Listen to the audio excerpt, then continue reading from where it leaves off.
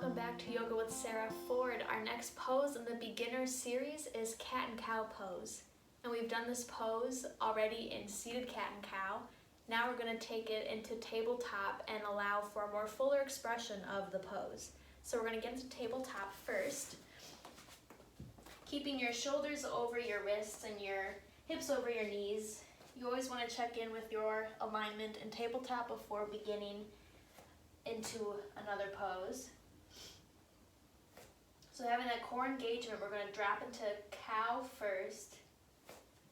Our belly button is pulled up towards our spine. And we're going to inhale, taking our gaze up to the sky, allowing our hips to also lift up.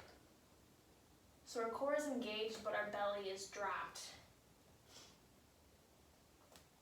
Looking up to the sky, feeling a engagement in your glutes.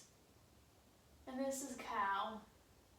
I remember cow because I think of a cow lifting up and chewing grass in this pose. And on an exhale, you're going to think about pulling your belly button up to the sky, rounding the spine, dropping the hips and the head, and rounding the spine and the shoulders. So using your fingertips to push through your shoulders.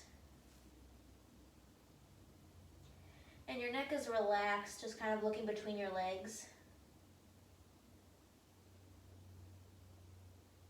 And this is cat, and I think of this pose as when a cat gets scared, it kind of goes into this rounded pose. And as you inhale, you drop the belly, lifting the hips and your gaze up to the sky. And then exhale, rounding the spine, releasing the neck. And just flowing between these two positions, following your breath, letting your breath guide you. And this awakens your core, your spine, your shoulders, and your glutes. And there are different modifications you can take in this pose. So similar to tabletop, you can place a folded blanket underneath your knees as a cushion for your knees. You can also tuck your toes under for that feeling of being grounded and having more support there in the lower half of your body.